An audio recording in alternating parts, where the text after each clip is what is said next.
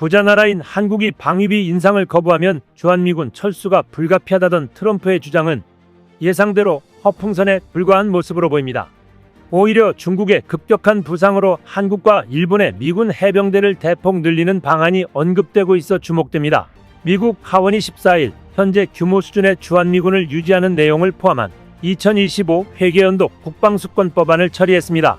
미 하원은 이날 본회의를 열고 8,953억 달러, 약 1,243조 5,700억 원 규모의 NDAA를 찬성 217표, 반대 199표로 가결했습니다.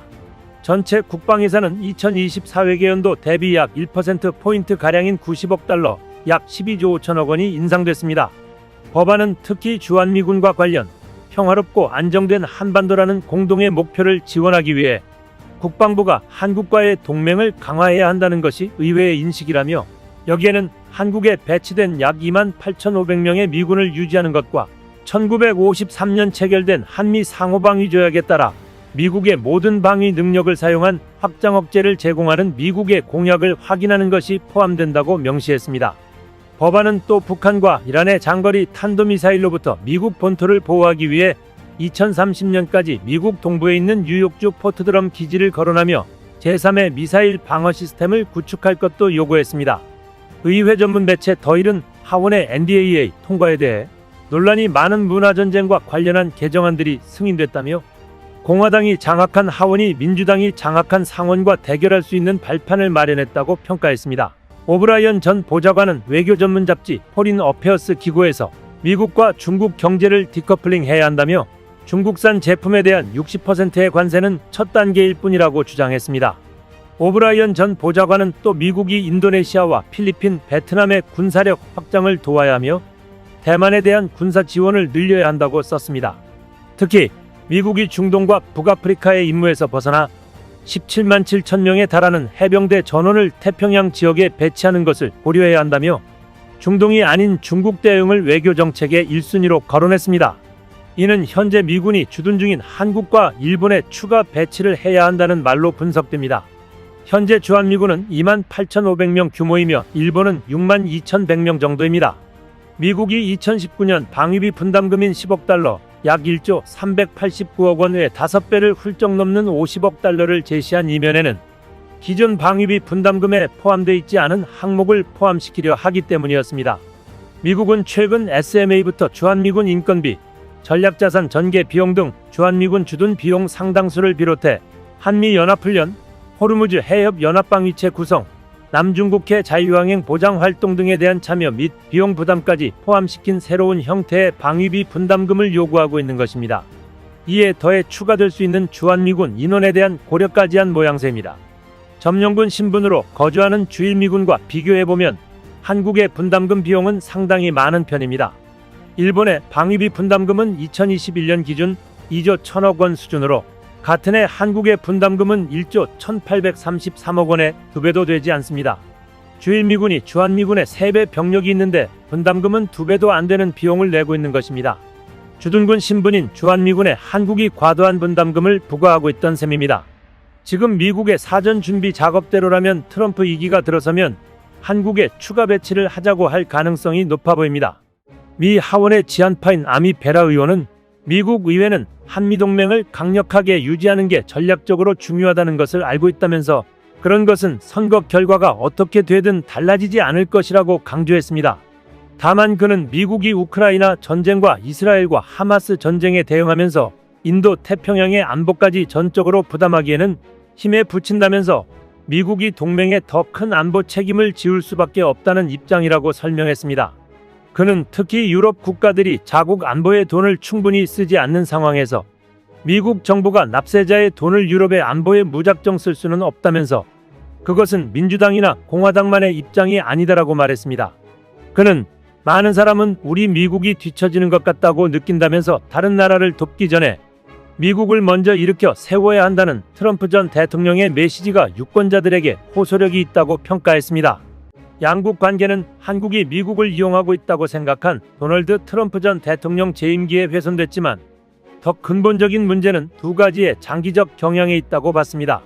첫째는 중국이 부상이 미국과 한국의 외교 정책 우선순위에 균열을 만들고 있다는 주장입니다. 미국은 현재 중국에 대항하는 비용과 위험성이 커지면서 동맹국들이 함께 동참해 주기를 점점 기대하고 있지만 한국은 그런 합의를 한 적이 없다고 한다는 것입니다. 이어 이들은 한국에게 미국과의 동맹은 항상 북한에 관한 것이었다. 중국에 대항하려는 노력은 한국이 최대 무역 파트너이자 영내에서 가장 강력한 국가와의 관계를 해치게 만들 것이라고 적었습니다. 이는 한국이 미국이 주도하는 쿼드에 참여하기를 주저하는 이유라고 설명했습니다. 특히 미국 본토까지 공격할 수 있는 북한의 핵미사일 능력은 한국이 미국의 국방을 의존할 수 있을지 확신할 수 없는 신뢰의 문제에 직면하게 할 수 있다고 말했습니다. 북한은 전시에 한국의 핵무기를 사용할 강력한 유인이 있는데 미국이 이를 보복할 경우 북한의 핵무기가 미 본토로 향할 수 있는 만큼 미국으로선 어려운 상황에 부닥칠 수 있다는 취지입니다. 이들 교수는 한반도에서 전쟁이 나면 미국 도시의 파괴와 그 후에 정치, 경제, 사회적 혼란으로 이어진다면서 미국인들은 그런 합의를 한 적이 없다고 말했습니다. 이는 결국 한미 동맹의 신뢰성 문제에 직면할 것이라고 본 것입니다. 이들 교수는 1950년대 초 미소냉전 시기 북대서양조약기구의 유럽 회원국도 비슷한 신뢰의 문제에 직면했다며 영국, 프랑스의 핵무기 보유, 핵공유, 미군의 유럽 주둔 등 세 갈래로 해법을 마련했다고 설명했습니다. 그러나 미국은 한국과 핵공유 합의를 하는데 아무런 관심을 보이지 않았는데 이는 핵확산 방지 조약 핵 이전을 금지해 전시의 핵 비보유국에 핵무기를 제공하는 것에 대한 법률적인 의문이 있다는 생각에 근거한 것이라고 봤습니다. 한국은 현 수준 유지를 하면서 반대급부로 핵무장을 허용한다면 조금 더 올려줄 수는 있을 것입니다. 2017년 7월 내부 브리핑에서 트럼프는 미사일 방어 시스템 비용을 한국이 부담해야 한다고 주장하면서 주한미군 철수를 언급했다고 워싱턴 포스트가 그해 17일 보도한 바 있습니다. 당시 매체는 한국이 부담해야 한다고 트럼프가 주장한 비용을 100억 달러, 약 13조 원으로 보도했습니다. 지금은 모두 물러난 제임스 매티스 국방장관과 렉스 틸러스 국무장관 등이 트럼프 당시 대통령에게 2차 세계대전 이후의 세계 질서와 미국의 위상 유지 방안 등에 대해 설명할 생각으로 마련한 자리였습니다. 실제로 매티스 전 장관은 여러 차트를 동원해 어떻게 미군이 아프가니스탄과 이란, 이라크, 한반도, 시리아 등지에서 테러와 핵 위협 등을 막아내는지를 자세히 설명했습니다. 하지만 이들은 2차 세계대전 이후 형성된 핵심 동맹관계에 관한 트럼프의 무지의 놀라움을 감추지 못했다고 워싱턴 포스트는 전했습니다. 이후 트럼프 대통령은 수업 같은 분위기에 짜증이 난 것 같았고 이내 불평을 시작했다고 합니다. 그 첫 번째는 한국이 100억 달러의 미사일 방어 시스템 비용을 부담해야 한다는 것이었다고 매체는 전했습니다. 이 시스템은 북한의 중단거리 탄도미사일을 격추해 한국과 주한미군을 보호하기 위한 것이었으나 트럼프는 한국이 비용을 부담해야 한다면서 그 지역에서 미군을 철수하거나 한국에 보호비용을 청구할 것을 제시했다고 워싱턴 포스트는 덧붙였습니다.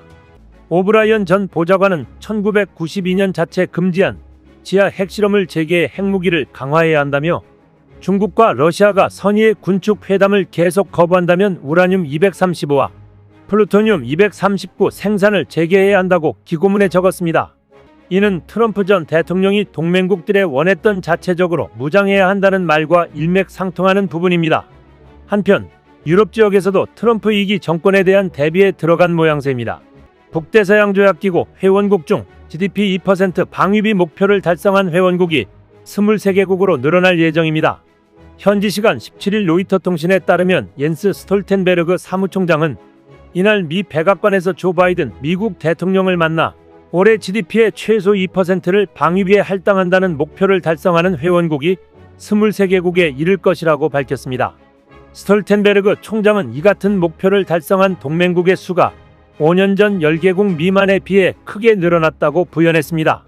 트럼프가 5년 전에 나토 국가들의 방위비의 2%를 할당해야 한다고 목소리를 높였었는데 우크라이나 전쟁과 이스라엘 전쟁이 터지면서 5년 만에 2배 이상의 국가가 방위비의 2%를 넘긴 상황입니다.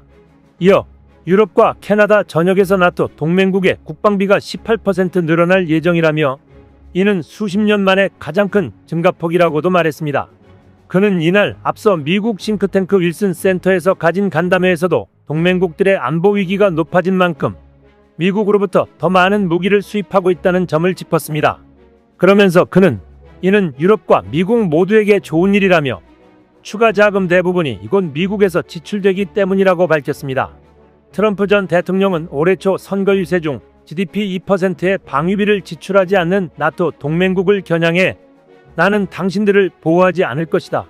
러시아가 원하는 대로 하라고 격려할 것이라고 경고한 바 있었습니다. 지난 1월에는 2020년 다보스 포럼 비공개 회의 중 트럼프 전 대통령이 우르줄라 폰데어라이엔 EU 집행위원장 면전에서 유럽이 공격받더라도 우리가 결코 돕거나 지원하는 일은 없을 것이라고 말했다는 미 외신의 보도가 나왔습니다.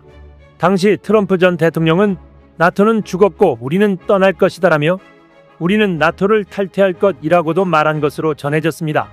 이 같은 나토 동맹국의 방위비 증강은 러시아의 위협과 더불어 우크라이나 지원에 반대하는 트럼프 전 대통령의 재선 가능성을 의식한 것에 따른 것으로 보입니다. 스톨텐베르그 총장은 전날 영국 텔레그래프와의 인터뷰에서 나토가 지정학적 위험에 대응 더 많은 핵무기 실전 배치를 고려하고 있다고 밝혔습니다. 그는 러시아, 중국, 북한이 핵무기를 보유하고 있고 나토는 보유하지 않은 세상이 더 위험한 세상이라고 강조했습니다. 한국에 이어 유럽에서도 핵을 보유하려는 움직임이 더 커질 것으로 보입니다. 이상 시온TV였습니다.